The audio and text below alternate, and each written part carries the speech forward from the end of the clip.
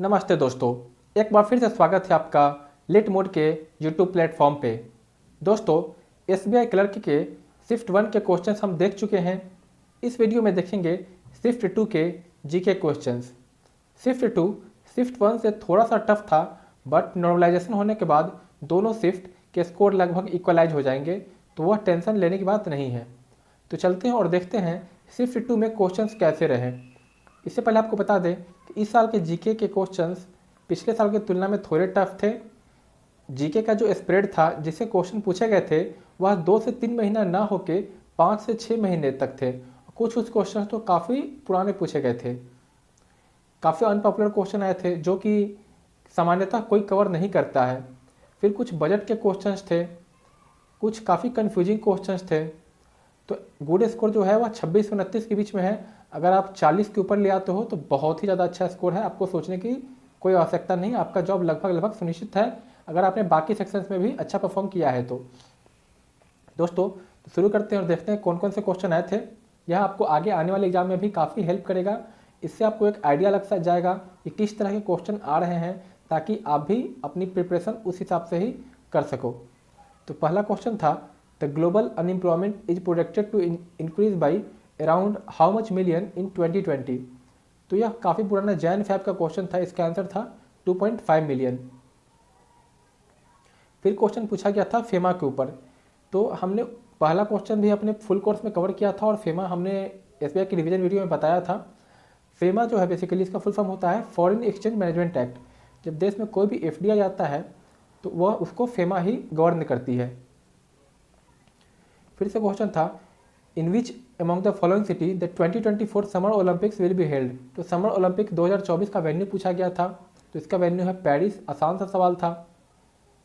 चौथा question, interim budget had created a separate ministry for animal husbandry, live stock and fisheries. तो union budget ने कितना allocate किया है फिशरी के लिए, तो यह डेटा पूछा गया था बजट से। विच of the following is not a P2P platform. P2P platform basically यहाँ P का मतलब होता है पीयर, मतलब पीयर टू पीयर प्लेटफॉर्म।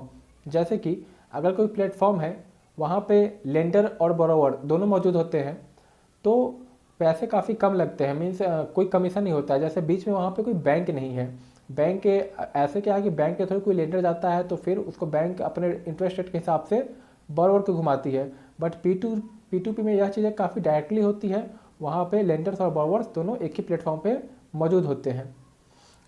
तो मोबीक्विक P2P नहीं है। मोबीक्विक से बेसिकली आप अगर DTH रिचार्ज करना है या सामान्यतः जो मीन्स सिंपल काम जो होते हैं वो आप मोबीक्विक से आसानी से कर सकते हो, रिचार्ज वगैरह।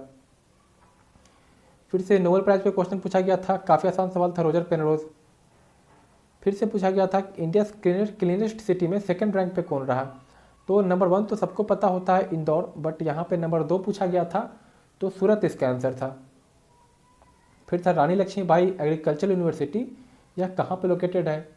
तो आप गेस कर सकते थे कि रानी लक्ष्मीबाई झांसी से है, तो वहीं का यह एग्रीकल्चर यूनिवर्सिटी वहीं पे बना होगा। फिर इसे according to the central bank the positive pay system will come into effect from 1 January 2021। तो पॉजिटिव पे किससे रिलेशन रखता है, तो चेक से रखता है। काफ़ी चर्चा में सारी सवाल थी, आसान सवाल था। इसमें क्या था कि 50,000 से अगर आप ऊपर निकालते हो चेक के थ्रू तो आपको मीन्स कंफर्म करना होगा कि आप कौन हो वगैरह वगैरह देने होते हैं। और लेकिन ये मैंडेटरी नहीं होता है। अगर वहीं आप 5 लाख से ऊपर पैसे निकालोगे बैंक से चेक के थ्रू तो फिर आपको जितने भी आपने निकाला है आपको यह बताना पड़ेगा बैंक को। तो 5 लाख के ऊपर मैंडेटरी है, बट 50,000 से ऊपर यह चालू हो जाता है पॉजिटिव पेमेंट सिस्टम। फिर से scheduled UCBs are required to maintain CRR as per section dash of RBI act 1934। हमारे पीडीएफ में बड़े बड़े अक्षरों में कवर था सेक्शन 42 सब article 1। How many themes of ease 2.0। तो दोस्तों ease 2.0 Indian bank association release करती है। ईज 1.0 ईज 2.0 ईज 3.0 तक आ चुका है, उसमें 6 थीम थे। Where is the headquarter of Jana small finance bank. Jana small finance bank वही है जो पहले जन लक्ष्मी फाइनेंशियल लिमिटेड था, उसके बाद में उसने जब बैंक बनाया तो उसका नाम हो गया जन स्मॉल फाइनेंस बैंक। तो इसका बेंगलुरु में हेडक्वार्टर है। आसान सा सवाल था, काफ़ी बार IPS एग्जाम में पूछे जा चुके हैं। फिर क्वेश्चन था कि NIPFP मतलब कि national institute of public finance and policy के चेयरमैन कौन है। तो इस टाइप के इंस्टीट्यूशंस का इंपॉर्टेंस इसलिए बढ़ गया था क्योंकि इसके जो चेयरमैन बने थे वह हैं उर्जित पटेल, जो पहले RBI के गवर्नर थे। फिर से था कि name the first ever gulf country and the third in Arab to make an agreement with Israel recently. तो पहला गल्फ कंट्री कौन बना जिसने इजराइल को एक देश के रूप में मान्यता दी, तो वह था UAE, जहाँ पे मैच चल रहे हैं IPL, अबू धाबी इसका कैपिटल है। 15वां question, garba is a form of dance. तो गरबा किस स्टेट का फोक डांस है। तो अभी NHB के एग्जाम में गिड्डा के ऊपर क्वेश्चन आया था, तो मैंने आपको बताया था वहाँ पे कि आप 2-3 फोक डांस याद जरूर रखना। तो यह गुजरात का, और ऐसे भी गरबा काफ़ी आसान था, आपने जरूर टिक लगाया होगा।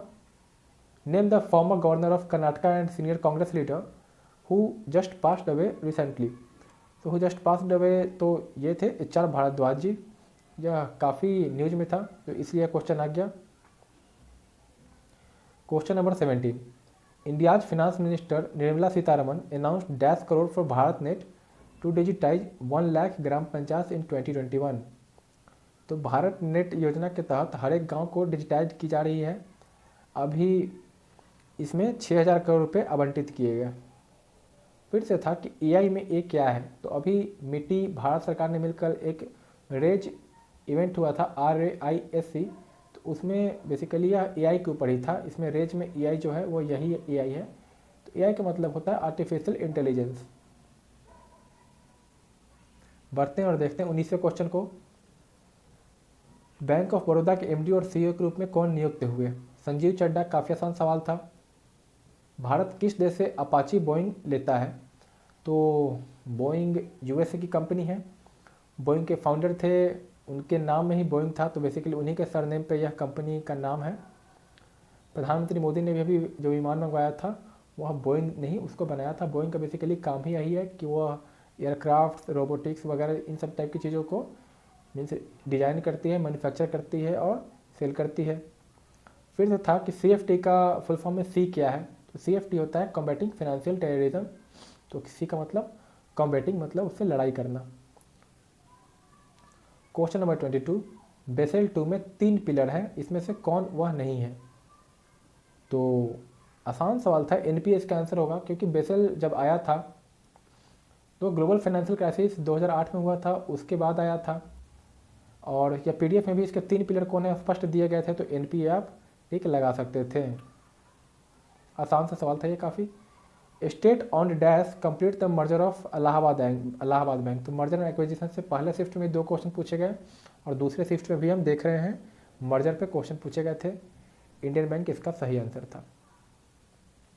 विच organisation is responsible for promoting international cooperation on atmospheric science, climatology, hydrology and geophysics. तो वर्ल्ड लेवल पे जो इन सब से डील करता है वह है वर्ल्ड मेट्रोलॉजिकल ऑर्गेनाइजेशन। भारत में भी इन सब से जो डील करता है उसका नाम है IMD, इंडियन मेट्रोलॉजिकल डिपार्टमेंट। तो अगर ऐसे क्वेश्चन आते हैं तो आप क्वेश्चन को 1-2 बार पढ़ें। एक तरह से ये आरसी टाइप के क्वेश्चन हो जाते हैं, मीन्स आप क्वेश्चन को ध्यान से पढ़ें और ऑप्शंस को गौर से देखें तो आप बना सकते हो। What is the capital city of Brazil. आसान सा सवाल, ब्राज़ीलिया इसका आंसर होगा। वर्ल्ड इकोनॉमिक फोरम कहाँ पे बेस्ड है। पहले शिफ्ट में पूछा गया था कि डावोस कहाँ पे है। तो डावोस में वर्ल्ड इकोनॉमिक फोरम हर एक साल होता है, बट इस साल ल्यूसरेन में होने वाला है, स्विट्ज़रलैंड में है। और वर्ल्ड इकोनॉमिक फोरम का जो हेडक्वार्टर है वह है जिनेवा, जो भी स्विट्ज़रलैंड में है। Cologny, Geneva, Switzerland. A secured loan is a loan in which the borrower pledges some asset, which of the following is not related to a secured loan. दोस्तों सही बात है, सिक्योर्ड लोन वैसा loan होता है जिसमें जो बोरोवर होता है वह कोई एसेट प्लेज करता है। मतलब जब वह लोन उठाता है तो साथ में कुछ कोलेट्रल देता है कि जब मैं इसको नहीं रिपे कर पाऊँ लोन को, तो आप इस कोलेट्रल को लिक्विडेट करके पैसे रख सकते हो।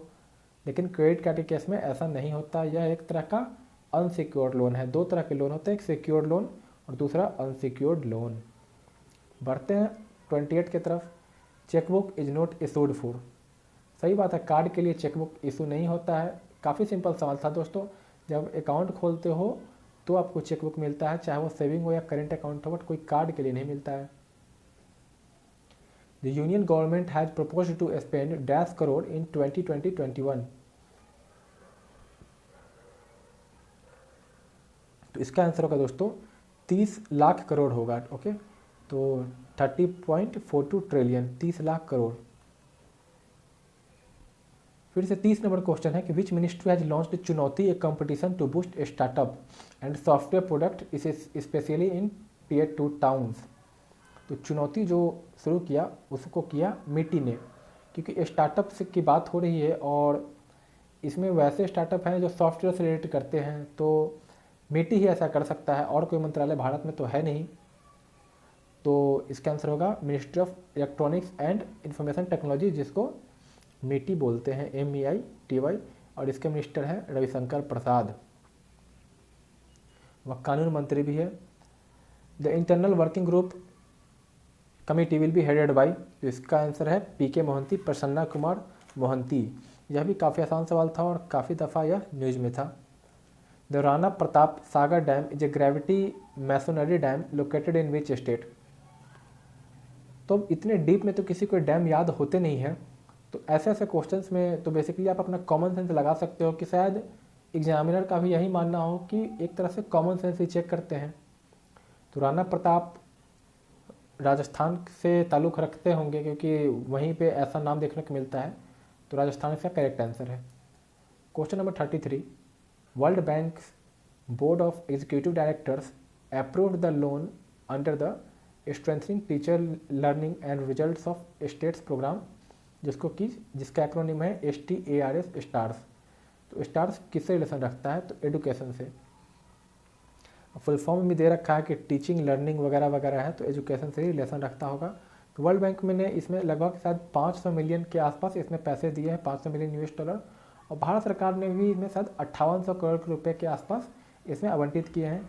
तो भारत सरकार वर्ल्ड बैंक के साथ मिलकर यह स्टार्स प्रोजेक्ट पे काम करेगा। Question number 34, which of the edition of IPL was held in South Africa. तो फिर से एक घुमाने वाला क्वेश्चन आ गया। तो आप ऐसे सोच सकते थे कि अभी कोरोना वायरस के कारण तो IPL बाहर गया, लास्ट टाइम कब गया होगा? जब देश में कुछ बड़ा चीज़ हुआ होगा तभी गया होगा।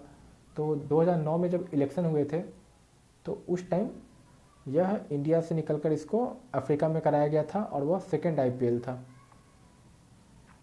ठीक है दोस्तों, doctor Bala Saheb Ambedkar international airport is an international airport located in, तो जो बाबा साहेब अम्बेडकर इंटरनेशनल एयरपोर्ट है यह नागपुर महाराष्ट्र में है, क्योंकि बाबा साहेब का जो कर्मभूमि था वो एक तरह से नागपुर महाराष्ट्र ही था, और बॉम्बे प्रोविंस से ही चुनाव वगैरह जीतते थे और वहीं से उनका पूरा काम पूना से होता था या फिर नागपुर वगैरह से, तो इसलिए वहाँ पे बाबा साहेब अम्बेडकर का नाम से इंटरनेशनल एयरपोर्ट बना है। और इंटरनेशनल एयरपोर्ट बना है तो कोई छोटी जगह तो बन नहीं सकता है, ठीक है ना। वैसे बाबा साहेब का जो जन्म हुआ था वो मध्य प्रदेश में हुआ था, बट उनकी पूरा कर्मभूमि उनका बॉम्बे ही था। Question number 36, cabinet approve the merger of 5 associate banks with SBI in which year. तो इसका आंसर है 2017। 2017 में कैबिनेट ने मीन्स 5 एसोसिएट बैंक को SBI के साथ मर्ज किया। दोस्तों बढ़ते हैं क्वेश्चन नंबर 37 की तरफ। The RBI board has approve the transfer of dash crore as surplus to the central government for the accounting year 2019-20। तो RBI ने डिविडेंड के रूप में सरकार को लगभग 57,000 करोड़ रुपये दिए थे। काफ़ी आसान सा सवाल था। First French open one by Rafael Nadal in which year. ये टफ सवाल था, पता नहीं इनको उन्होंने क्यों दे दिया। और फ्रेंच ओपन हुआ था तो उसमें राफेल नडाल ने फ्रेंच ओपन को जीता था, मेल कैटेगरी में, मेल सिंगल कैटेगरी में। उन्होंने खैर रिकॉर्ड भी तोड़ा था रोजर फेडरर का, बट ऐसा हो सकता है कि शायद जिन्होंने पेपर सेट किया था राफेल नडाल के फ़ैन रहे हो, उन्होंने इसको डाल दिया हो। Who is the founder and group CEO of make my trip. फिर से कुछ वैसा ही क्वेश्चन। अब इतने फाउंडर एंड CEO तो कोई याद नहीं कर सकता है, मेक माई ट्रिप का, स्विगी का, जोमेटो का, इतना पॉसिबल नहीं होता है। बट ऑप्शन के थ्रू अगर ऑप्शन बाकी कुछ और दिए हो तो आप गेस कर सकते थे, बट ये थोड़ा टफ क्वेश्चन है। The government of India has launched the Atal mission for rejuvenation and urban transformation Amrut with the aim of providing basic civic amenities like. तो बेसिक सिविक एम्यूनिटीज़ हो गई, urban transport, water supply, sewage parks वगैरह वगैरह। Question number 41 फिर से budget के ऊपर question था कि मिल्क प्रोसेसिंग को डबल कब तक किया जाएगा, तो 2025 इसका आंसर था, बजट से direct question. Question number 42 the process of setting up the national medical dash in place of the Medical Council of India for development and regulation of all aspects of medical education, profession and institutions. So we better know that the name of MCI has been changed to NMC. तो यहाँ पे NMC का मतलब national medical commission है।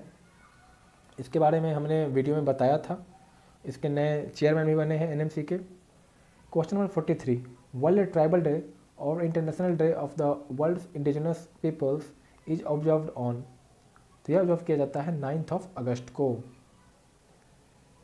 SEBI was established on, तो सेबी का establishment कब हुआ था, यह PDF में डायरेक्ट दिया गया था 12 अप्रैल 1992। The Dudhwa tiger reserve is a protected area in, Dudhwa सबसे आसान सवाल, दुधवा सबको पता होना चाहिए, अब तक IBP से मिला के नहीं तो 5-6 बार यह क्वेश्चन आ चुका होगा। उत्तर प्रदेश इसका सही आंसर। दोस्तों आगामी एग्जाम्स के लिए हमारे जो कोर्सेज अवेलेबल है वो आपको यहाँ पे शो हो रहे होंगे। RBI असिस्टेंट के लिए हमारे GK कंप्यूटर और मॉक्स अवेलेबल हैं। उसी तरह RBI ग्रेड बी के लिए सभी कुछ आपको मिलेगा, right from general awareness of phase 1 to mock of phase 1 as well as phase 2 और इन एडिशन फेज 2 के complete material. Okay excuse me. और ये काफ़ी लोएस्ट प्राइस पे है और आपको बेस्ट क्वालिटी मिलेगा, तो आप इसको एक बार ज़रूर चेक करें, ट्रायल में जाकर देखें, आप खुद डिसीजन ले। अगर कोई क्वेरी हो तो हमसे बात करें hi@litmos.in पे, टीम आपसे संपर्क जरूर करेगी। उसी तरह रेगुलेटरी बॉडीज के लिए अगर आपको केवल GK सेक्शन चाहिए तो उसके लिए भी सब कुछ अवेलेबल है। सिमिलरली बैंक के लिए, IAPS के लिए, RRB के लिए, आपको कोई भी काम का प्रिपरेशन करना है तो आप अपने क्वेरी मेल करें और टीम आपसे ज़रूर संपर्क करेगी। तो कल RBI ग्रेड बी का रिजल्ट आ गया, यह मैं इसलिए शो कर रहा हूँ ताकि आप देख पाएँ। खास बात देखने की यह है EWS का आप ओवरऑल कट ऑफ देखो, EWS का ओवरऑल, क्योंकि आप में जो देख रहे होंगे वीडियो काफ़ी सारे लोग EWS होंगे, EWS कैटेगरी का, तो आप देख सकते हो कि ST से जस्ट ऊपर उनका कट ऑफ है और SC से नीचे है। तो अगर आप केवल बैंक का तैयारी कर रहे हो और आप EWS हो तो थोड़ा इन सब चीज़ों का आप कंसीडर करो, अभी तो तैयारी में लग जाओ। RBI ग्रेड बी में भी 5 से 6 अटैम्प्ट होते हैं, अगर आप प्रिपरेशन अच्छे से करोगे तो आप ज़रूर एग्ज़ाम क्रैक कर लोगे, कोई ज़्यादा टफ यह एग्ज़ाम है नहीं। वहीं पे आप कंपेरिजन देखो, इस साल का 238 गया total final cut off general के लिए, लास्ट ईयर 248 था, तो यह इस बार घटा है। प्रीलिम्स में कट ऑफ बढ़ गया था बट मेंस में कट ऑफ घट गया है इस बार। वहीं उसके लास्ट साल भी 245 के आसपास था और 225 था। 2017 में 225 था, उसके बाद 245 248 हो गया और इस साल फिर से 12-13 नंबर घटे हैं। बचे हुए 5 क्वेश्चन को भी देख लेते हैं। Question number 46 who has authored a children's picture book titled the big thoughts of little love inspired by his twins Yash and Roohi, तो करण जौहर। काफ़ी आसान सा सवाल। The central registry of securitisation asset reconstruction and security interest of India CERSI is set up under section dash of the SARFAESI act 2002। तो यह थोड़ा tough question हो जाता है क्योंकि लोग इतने सेक्शन तो याद कर सकते नहीं हैं, तो इसका आंसर था section 20। India first general aviation terminal for private jets, काफ़ी आसान सवाल था, करंट से पूछा गया था, न्यू दिल्ली एयरपोर्ट इसका आंसर होगा। अभी नंबर 1 चेस प्लेयर कौन है, बहुत ही आसान सवाल, मैग्नस कार्लसन। फिर से क्वेश्चन था TLTRO पे, मतलब कि RBI has announced an on tap targeted loan term repo operations scheme of up to dash crore to enable banks to provide liquidity support to a host of sectors including agriculture, retail, drugs and pharma and MSME। तो 1 लाख करोड़ सरकार ने इसमें दिया था TLTRO में, काफ़ी news में था, वीडियो ही बताया गया था ये क्वेश्चन। तो 1 लाख करोड़ मतलब 1 ट्रिलियन रुपए। दोस्तों अब शिफ्ट 2 के सारे क्वेश्चन हमने डिस्कस कर दिए। अब आगे आने वाले एग्जाम के लिए हमारे एफर्ट क्या होगा, तो हम अपने डेली GK वीडियो सीरीज को फिर से रिज्यूम करेंगे, कंटेंट को और रोबस्ट बनाई जाएगी, फुल कोर्स पे काफ़ी ज़्यादा ध्यान दिया जाएगा। अपने कंटेंट को जैसे एग्ज़ाम का नेचर चेंज हो रहा है उसके हिसाब से फिर से मोल्ड करेंगे, तब्दीलियाँ करेंगे, ताकि ज़्यादा से ज़्यादा क्वेश्चन लड़ सके और आपको पढ़ने में काफ़ी आसानी हो, कम समय देकर भी ज़्यादा से ज़्यादा नंबर एग्ज़ाम में लाए जा सके। क्विज फीचर को एक्टिवेट किया जाएगा ताकि आप क्विज दे पाएँ, उससे आपको फीडबैक मिलेगा कि आप कहाँ स्ट्रांग है, कहाँ स्ट्रांग नहीं है, आप कितना रिटेन कर पा रहे हैं। उसी हिसाब से आप फिर से आप कंटेंट को रेफ़र कर सकते हैं और सारे कंटेंट को स्ट्रीमलाइन किया जाएगा। मीन्स जितने भी फेसबुक पे या अन्य अन्य माध्यमों से हमारे बहुत कंटेंट जाते रहते हैं, उन सारे कंटेंट को स्ट्रीमलाइन करके आपको एक जगह इकट्ठा प्रोवाइड कराया जाएगा और वह रेगुलरली अपडेट होते रहेंगे।